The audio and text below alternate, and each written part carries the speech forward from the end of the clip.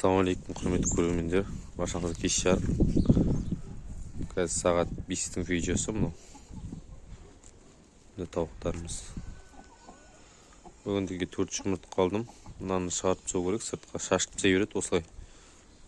Бірақ қол тимей жатыр. Өзім аяғым ауырып жүр. Сол себепті көп қазір ауыр көтеруге болмайды. Ем алып отырмын. Бұйыртса жазылғасын, боқтықтың бәрі далаға шығаратын боламыз. Атеш өз жұмысын жасап жүр.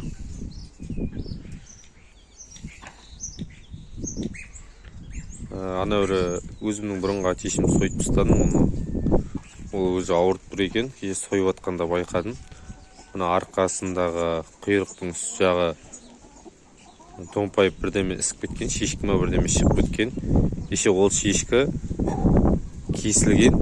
Еше ана тауықтар шұқып тастаған, ана кесілгеннен кейін, шешкінің кесілгеннен кейін тауықтар шұқып бытыстын шығарған ғой, короче. Содан сүмірейіп болған. Осылай жайып жүрмін. Қанеққа көк шөпке шығады. Жайлап жұмыртқа туады. Қазірге көріспейміз. Қазір нақты ешқандай жаңалық ештеңе жоқ. Сіздермен бөлісетін. Барлығы бір қалыпты, бізде қазір жел. Қандай видео түсірейік, комментария қалдырып кетіңіздер. Сол туралы сіздерге видео түсіретін. Міндетті түрде сұрақтарыңыз болса қоя беріңіздер, жауап беретін. Бізде қазір желмін. Бір айқайла жүрші. Бүгінгі тягіз жоқ сияқты айқайлауға.